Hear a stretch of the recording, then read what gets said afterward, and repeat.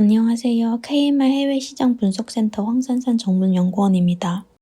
이번 시간에는 2027년부터 시행되는 중국의 수산식품 라벨링 표준 개정 사항을 미리 파악하고 시행 전 준비해야 할 사항에 대해 알아보도록 하겠습니다.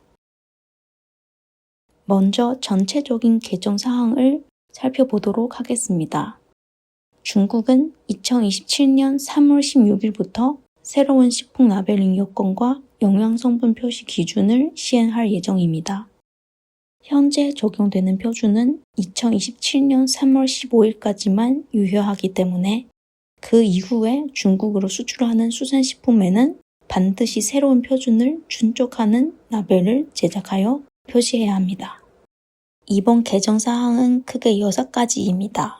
첫째, 수입식품에는 필수적으로 표시해야 할 표시 항목이 구체적으로 반영되었습니다. 둘째, 알레르기 물질을 포함한 제품에는 반드시 함유 사실을 알려야 합니다. 셋째, QR코드를 활용한 디지털 라벨 표시가 가능해졌습니다. 넷째, 영양성분 표시 항목이 추가되었습니다. 다섯째, 영양성분표에는 함량 정보 외에도 주의 문구가 반드시 포함되어야 합니다. 마지막으로 제품 특성에 맞게 선택할 수 있는 영양성분표의 작성 방식이 다양해졌습니다. 그럼 지금부터 6가지 개정사항을 하나씩 살펴보도록 하겠습니다. 첫 번째 개정사항은 수입식품의 필수 표시 항목입니다. 중국으로 수입되는 사전 포장 식품에는 중국어로 주요 정보가 표시되어야 합니다.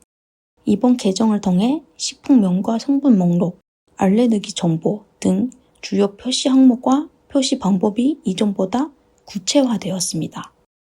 특히 수산식품 수출 시 국립수산물품질관리원을 통해 등록 후 발급받은 생산가공시설 내 등록 번호를 반드시 표시해야 하므로 중국으로 수출하기 전에 시설 등록 절차를 사전에 완료하고 발급받은 번호를 정확하게 표시해야 합니다. 두 번째로 알레르기 물질 표시 의무화입니다. 식품 알레르기를 유발할 수 있는 물질이 포함된 제품의 경우 이를 소비자가 쉽게 알 수 있도록 라벨에 표시해야 합니다. 표시 방법은 물질명을 굵은 글씨 또는 밑줄을 사용해 강조하거나 별도의 경고 문구를 표시할 수 있습니다.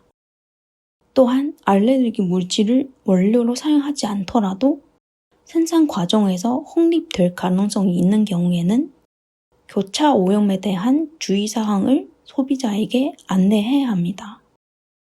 오류와 새우, 게 등을 원료로 사용하는 수산식품은 알레르기 표시 대상에 해당되므로 관련 표시사항을 미리 확인할 필요가 있겠습니다.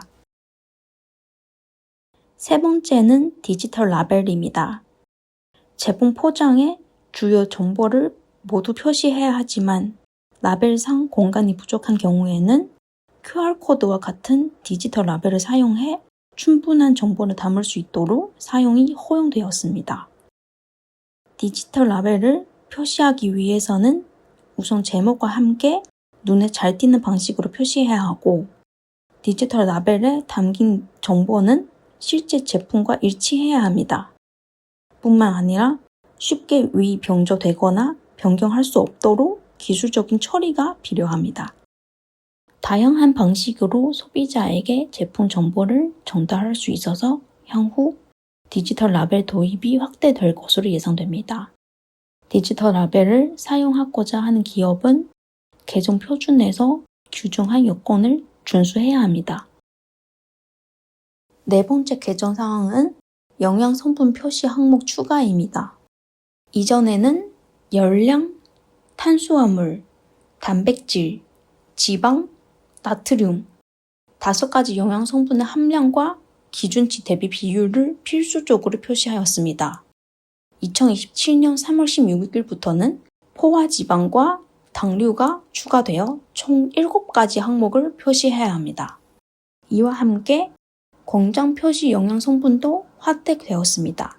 특히 수산식품에 많이 함유되는 오메가3, EPA와 DHA도 공장 표시 항목에 추가되었으니 우리 수산업체에 많은 주의가 필요합니다. 5번째로 영양성분표 주의 문구 표시입니다.